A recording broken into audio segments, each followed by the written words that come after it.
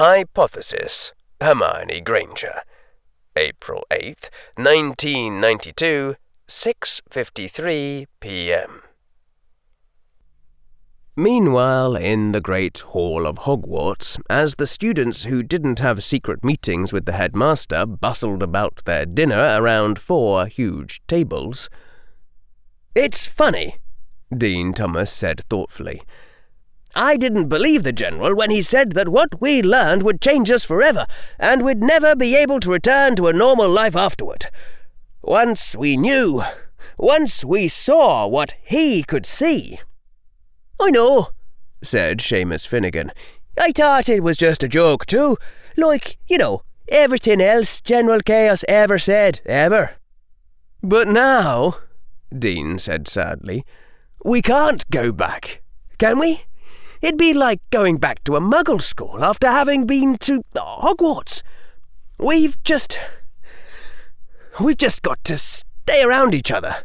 That's all we can do, or we'll go crazy." Seamus Finnegan, next to him, just nodded wordlessly and ate another bite of Veldbeest. Around them, the conversation at the Gryffindor table continued. It wasn't as relentless as it had been yesterday, but now and then the topic wandered back. "Well, there must have been some sort of love triangle," said a second-year witch named Samantha Crowley. She never answered when asked if there was any relation. "The question is, which ways was it going before it all went wrong? Who was in love with who, and whether or not that person loved them back? I don't know how many possibilities there are." 64, said Sarah Variable, a blossoming beauty who probably should have been sorted into Ravenclaw or Hufflepuff instead. "No, wait, that's wrong.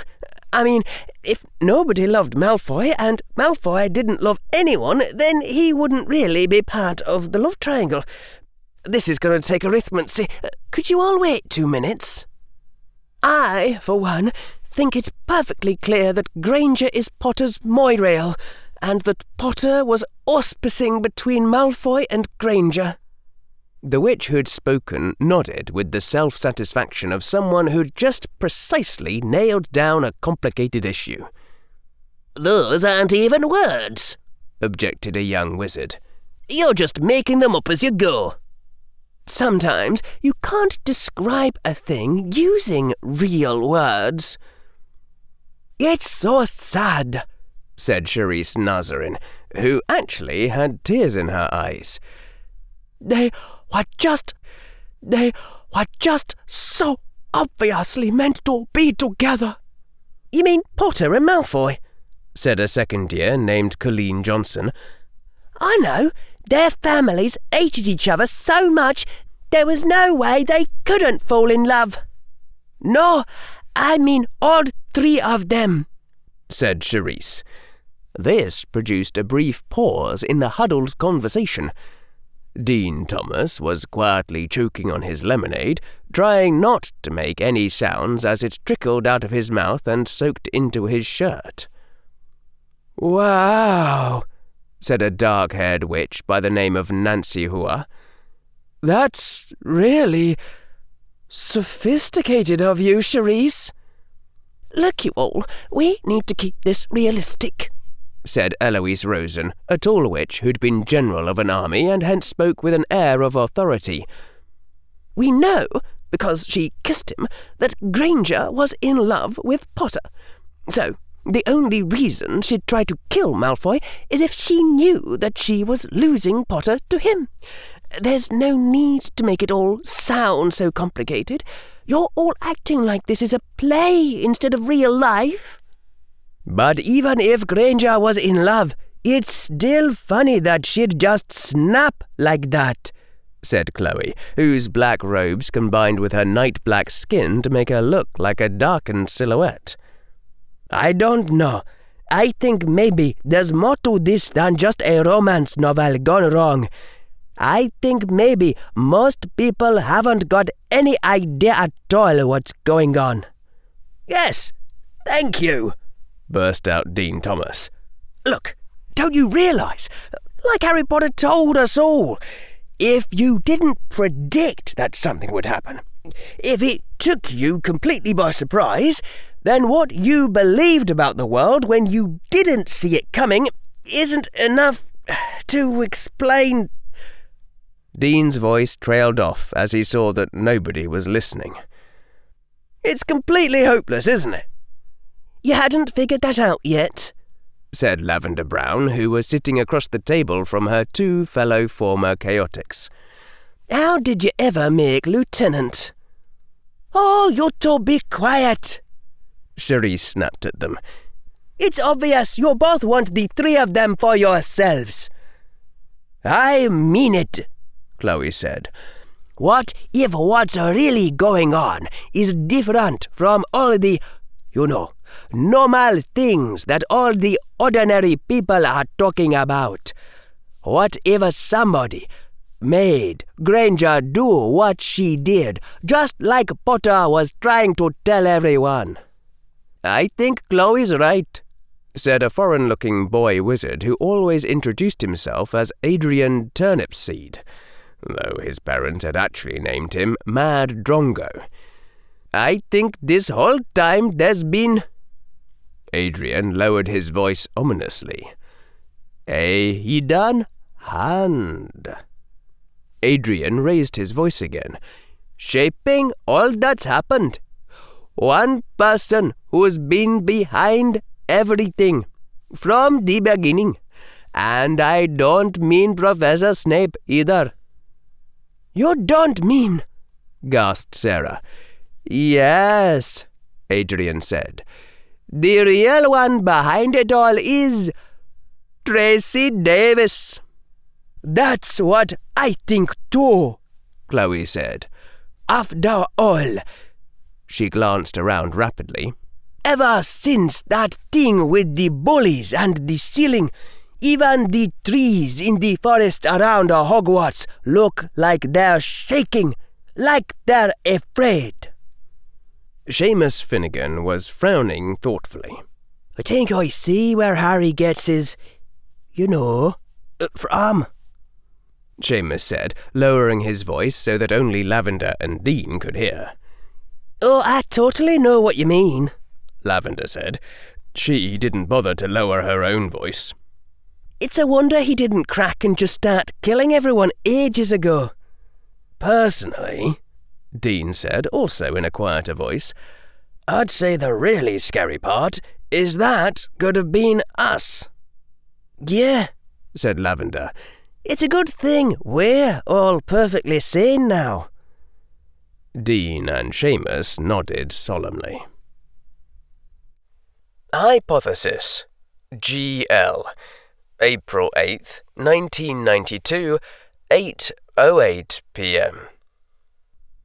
The flue fire of the headmaster's office blazed a bright, pale green, the fire concentrating in on itself into a spinning emerald whirlwind, and then flared even brighter and spit a human figure into the air.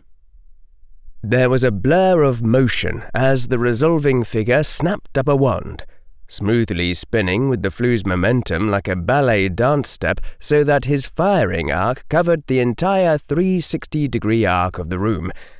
And then, just as abruptly, the figure stopped in place.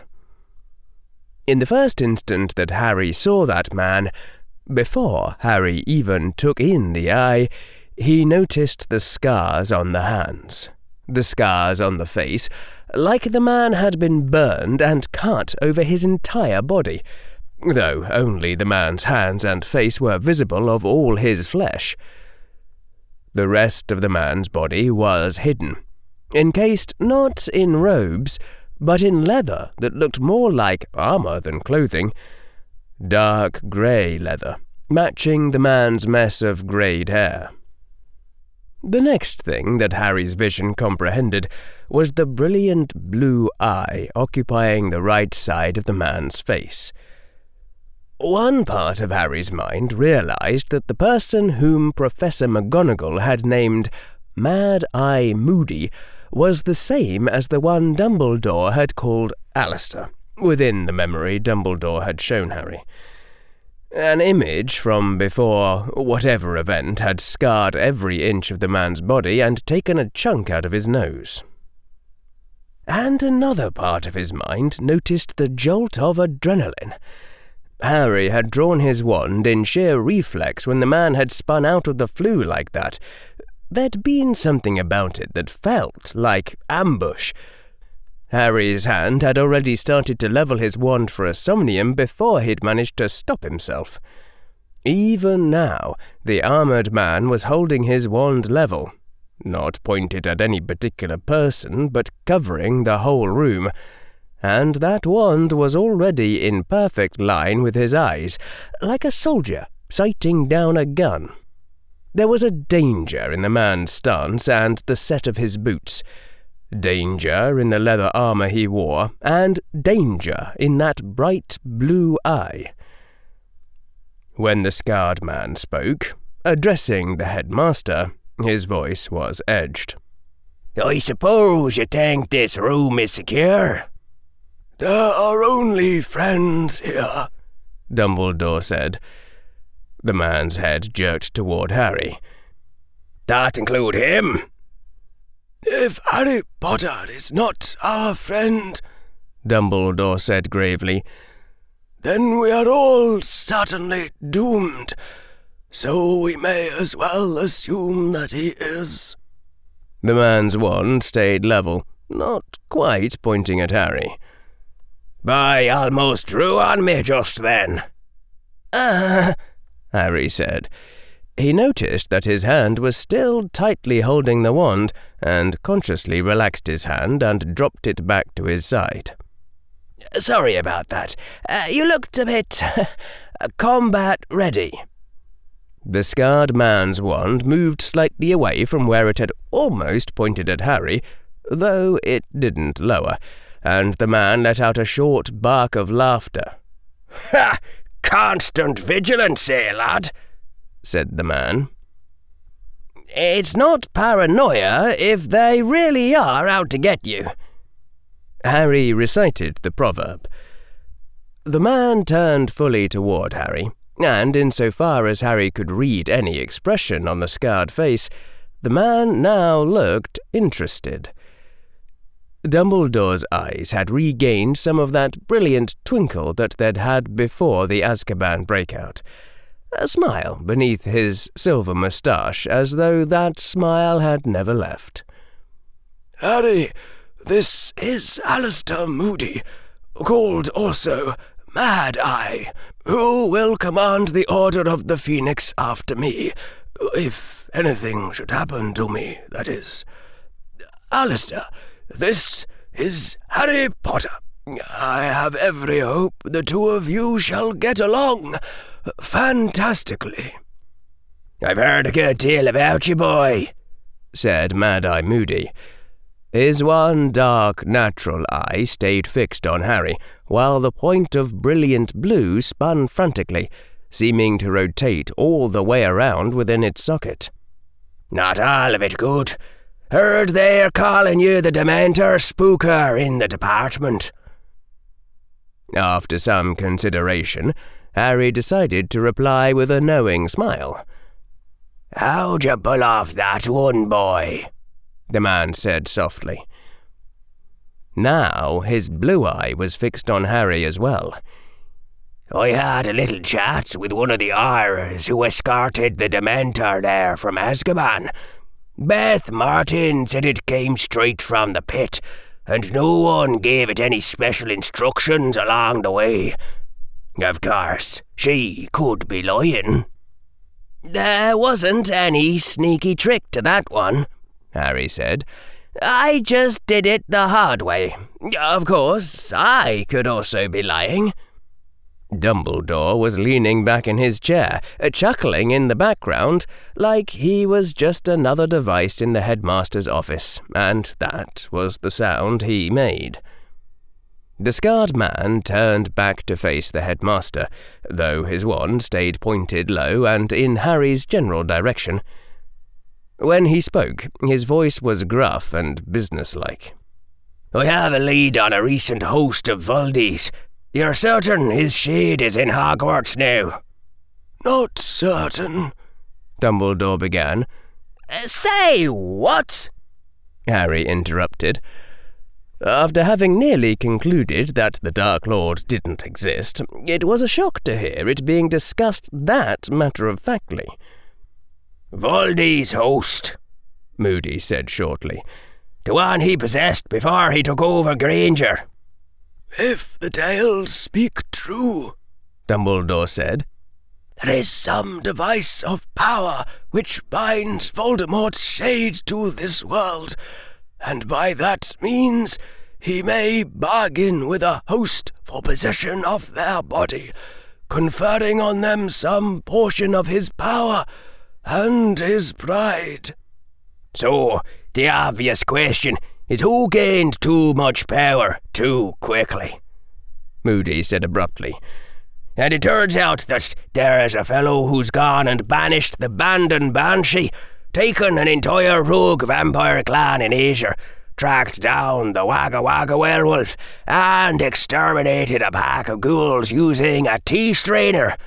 And he's milking it for all it's worth.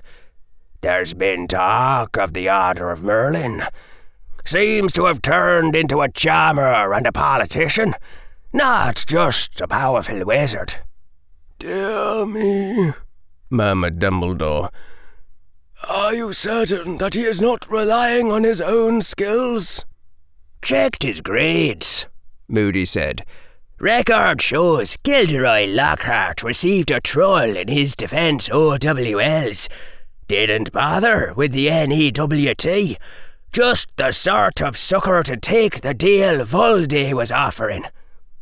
The blue eye whirled crazily within its socket. "Unless you remember Lockhart as a student and think he had enough potential to do all that by himself." "No," said Professor McGonagall. She frowned. "Not a chance, I should say." "I fear I must agree," Dumbledore said with an undertone of pain. "Ah, Gilderoy, you poor fool." Moody's grin was more like a snarl. 3 a.m. worked for you, Albus. Lockhart should be at his home tonight." Harry listened to this with increasing alarm, wondering if even the Ministry had any rules about magistrates needing to issue warrants. Never mind the illegal vigilante organization Harry now seemed to have joined. "Excuse me," Harry said. "What exactly happens at 3 a.m? There must have been something in Harry's voice that gave him away, because the scarred man whirled on him. "You have a problem with that boy?"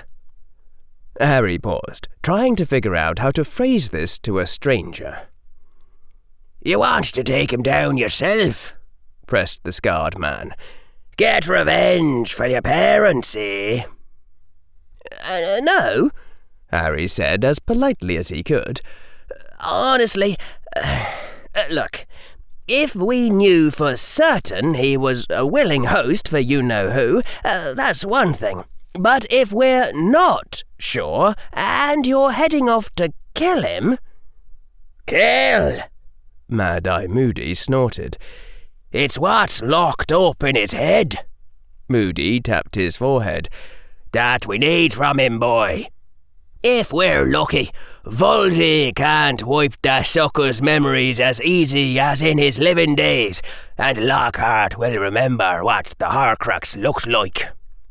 Harry mentally noted down the word Horcrux for future research and said, "I'm just worried that someone innocent, what sounds like a pretty decent person, if he did do all that himself, might be about to get hurt."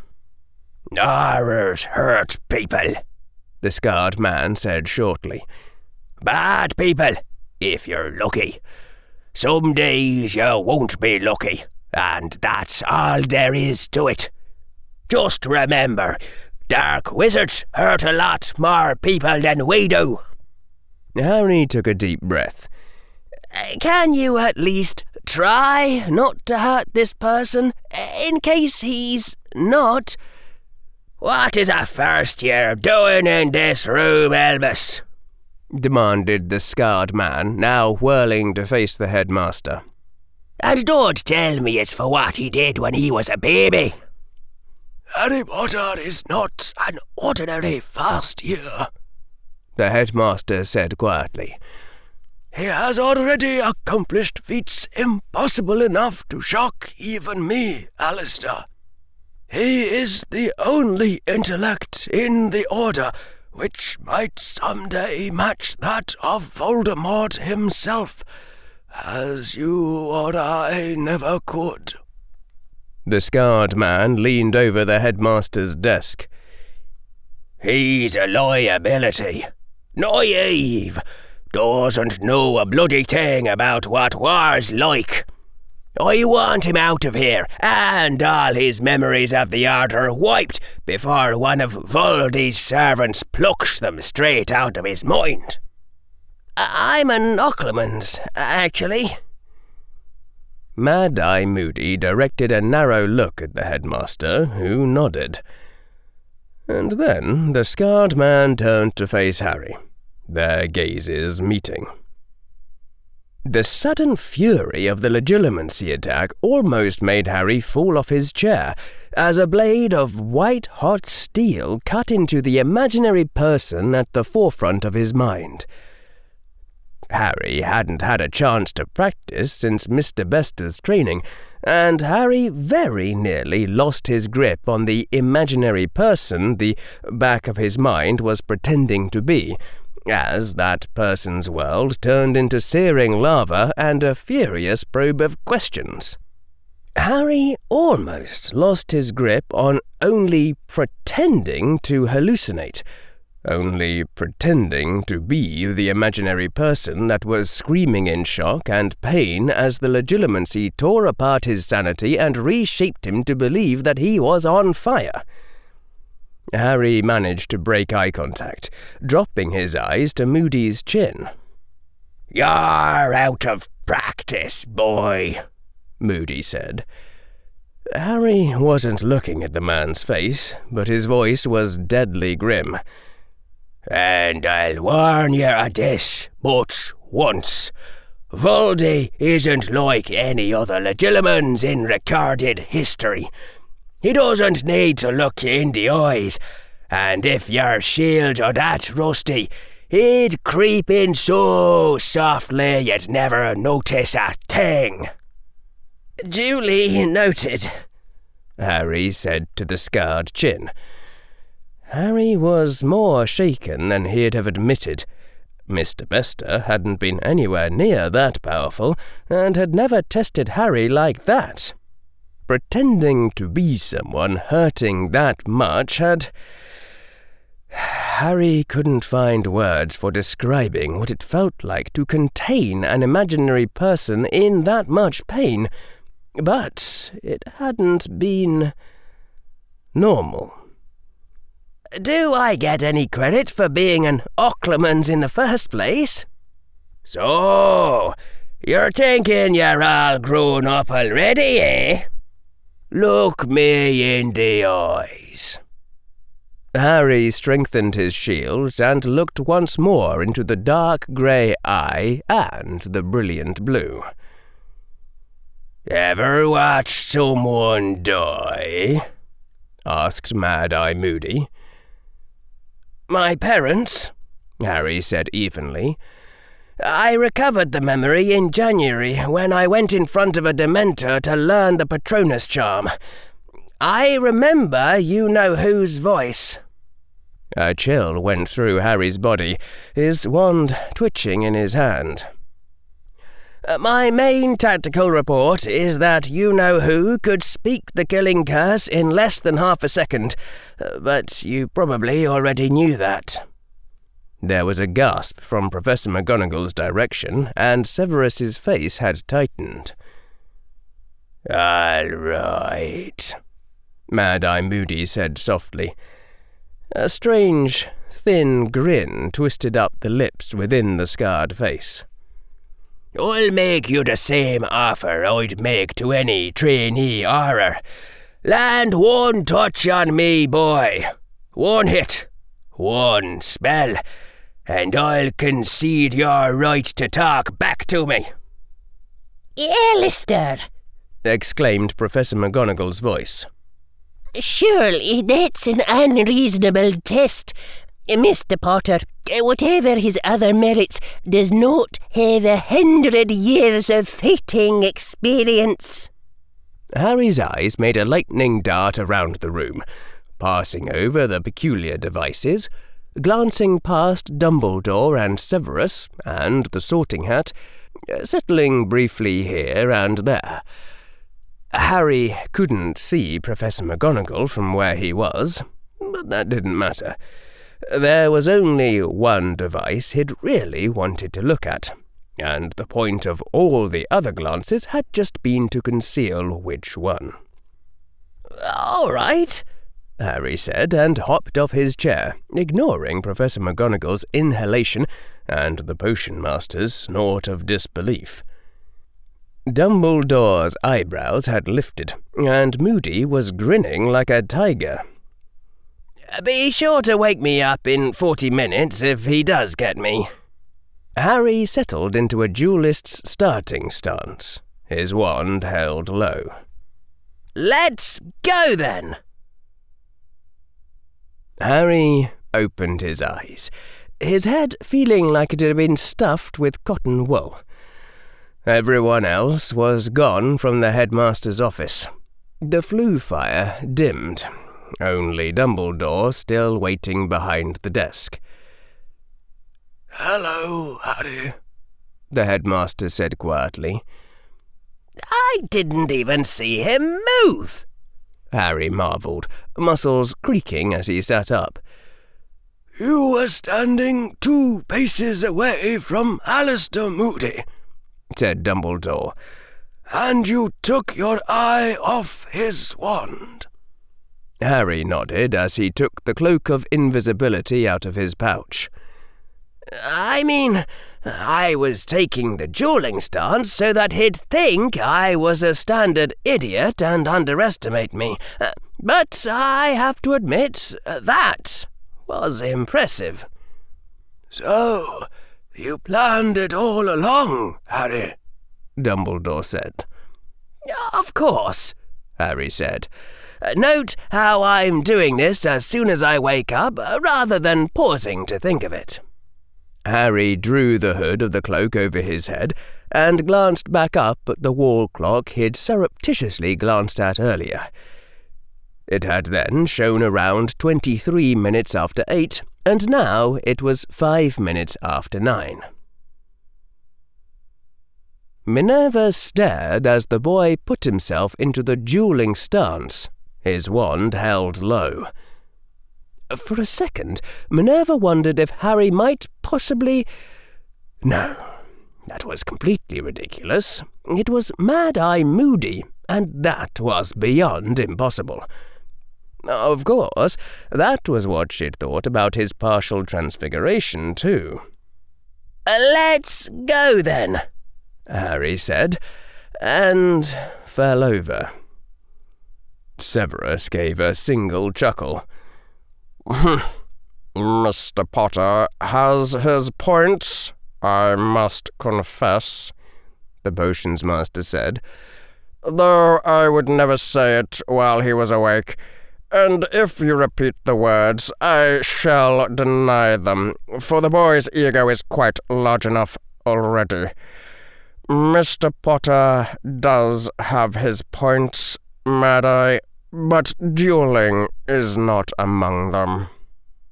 Mad-Eye's own chuckle was lower and grimmer. "Oh, yes," said Mad-Eye.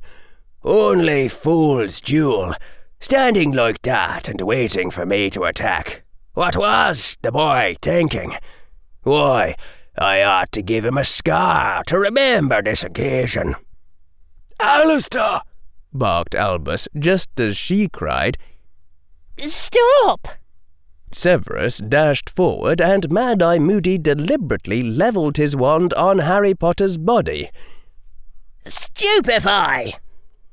Mad-Eye's body seemed to almost flicker as he spun on his wooden foot like lightning, faster than she'd ever seen anyone move without magic, the red stunning hex passing through the suddenly empty air and barely missing Severus to crash into the opposite wall, and by the time her eyes jerked back to Moody, there were 17 radiant orbs in the pattern of a Sagitta Magica, visible for only an instant before they streaked brilliance and struck something that fell to the floor with a thud. "Hello again, Harry," said Dumbledore. I cannot believe that guy's reaction time, Harry said, brushing off his cloak as he stood up from where he'd been lying, invisible on the floor, unseen by his previous self. I can't believe his movement speed either. I'm going to have to figure out some way to zap him without speaking an incantation that gives it away. And then Mad-Eye ducked hard and fast, his hands hitting flat on the floor.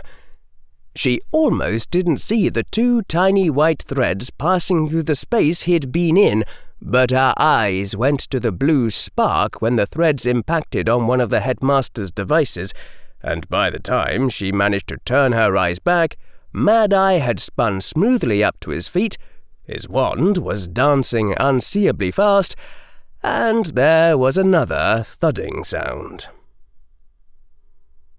"Hello again, Harry." Pardon me, Headmaster, but could you let me go down your stairs and then come back up again before I make the final jump backward? This is going to take longer than 1 hour of preparation. Minerva gaped at Mad-Eye Moody, who hadn't lowered his wand in the slightest, and Severus had a look on his face that was almost like shock. "Well, boy," said Mad-Eye Moody, "what else have you got?" Harry Potter's head appeared, floating in mid-air as an invisible hand drew back the hood of his invisibility cloak. "That eye," said Harry Potter. There was a strange, fierce light in the boy's eyes. "That isn't an ordinary device. It can see right through my invisibility cloak. You dodged my transfigured taser as soon as I started raising it, even though I didn't speak any incantations. And now that I've watched it again, you spotted all my time-turned selves the moment you flew into this room, didn't you?" Mad-Eye Moody was smiling, the same teeth-bared grin she had seen him wear as they faced off against Voldemort himself. "Spend 100 years hunting dark wizards, and you say everything," said Moody. "I once arrested a young Japanese who tried a similar trick. He found out the hard way that his shadow replica technique was no match for this eye of mine." "You see in all directions," Harry Potter said, that strange, fierce light still in his gaze. "No matter where that eye is pointing, it sees everything around you." Moody's tiger grin grew wider. "There's no more of you in this room now," Mad-Eye said. "Think that's because you'll give up this time, or because you'll win? Any bets, boy?" "It's my final attempt because I decided to stake my last 3 hours on one shot," said Harry Potter. "As for whether I win..." There was a blur filling the whole air of the headmaster's office.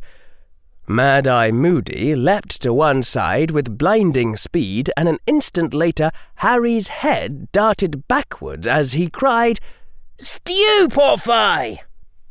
3 shimmers in the air went past Harry's moving head, just as a red bolt erupted from Harry's location, shooting past Moody as he dodged in yet another direction.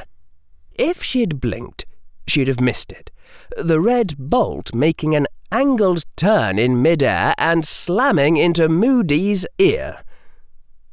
Moody fell.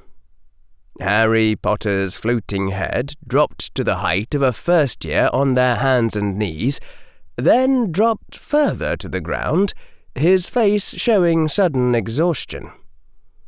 Minerva McGonagall said, "What in Merlin's name just—" "So, you went to Flitwick then?" Moody said. The retired Auror was now sitting in a chair, drinking long draughts from a restorative in a bottle he had taken off his belt. Harry Potter nodded, now sitting in his own chair instead of perched on an armrest. "I tried the defense professor first, but—" the boy grimaced. "He wasn't available. Well, I'd decided it was worth risking 5 house points, and if you say a risk is worth it, you can't complain when you have to pay up. Anyway, I figured that if you had an eye that saw things other people couldn't see, then, as Isaac Asimov pointed out in Second Foundation, the weapon to use is a brilliant light. Read enough science fiction, you know, and you'll read everything at least once. Anyway, I told Professor Flitwick that I needed a charm that would make a huge number of shapes, bright and flickering and filling the whole office, but invisible, so only your eye could see them. I had no idea what it would even mean to cast an illusion and then make it invisible, but I figured if I didn't mention that out loud, Professor Flitwick would just do it anyway, and he did. Turns out there was no spell like that I could cast myself, but Flitwick charmed me a one-time device for it, though I had to persuade him that it wasn't cheating, since nothing could possibly be cheating against an Auror who lived long enough to retire. And then I still didn't see how I could hit you when you were moving that fast. So I asked about targeted spells, and that was when Flitwick showed me that hex I cast at the end, the Swerving Stunner. It's one of Professor Flitwick's own inventions. He's a champion duelist as well as a charms master. "I know that, son." Sorry. Anyway, the professor says he left the dueling circuit before he got a chance to use that spell, since it only works as a finishing move on an unshielded opponent. The hex gets as close to the target as possible along its original trajectory, and then, once it detects that the target is getting more distant again, the hex turns in midair and heads straight for the target. It can only swerve once, but the incantation sounds very close to stupefy, and the hex is the same red colour. So if the enemy thinks it's a regular stunning hex and tries a normal dodge, that midair retargeting will finish them off. Oh, and the professor requested that none of us talk about his special move, just in case he does get a chance to use it during competition someday. But, said Professor McGonagall. She glanced at Mad-Eye Moody, who was nodding his approval, and at Severus, who was keeping his face decidedly blank. Mr. Potter, you just stunned Mad-Eye Moody, the most famous dark wizard hunter in the history of the Auror Office. That should have been impossible. Moody let out a dark chuckle. "What's your answer to that one, kid? I'm curious." Well, Harry said, first of all, Professor McGonagall, neither of us were fighting seriously. Neither of you? Of course, Harry said. In a serious fight, Mr. Moody would have dropped all my copies immediately without waiting for them to attack. And on my side, if it was actually necessary to take down the most famous aura in the history of the office, I'd get Headmaster Dumbledore to do it for me.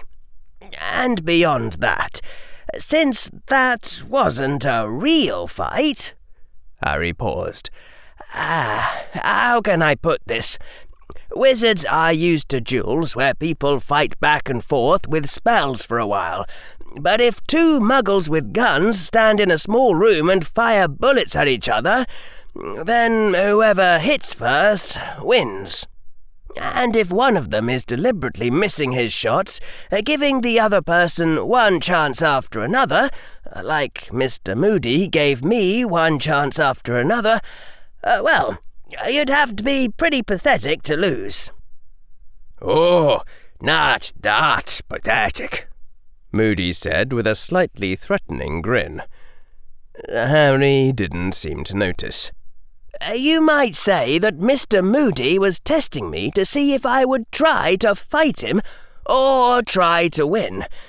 That is, whether I'd carry out the role of somebody fighting, use standard spells I already knew, even though I didn't expect the consequences of that action to be victory, or if I'd search through unusual plans until I found something that could win.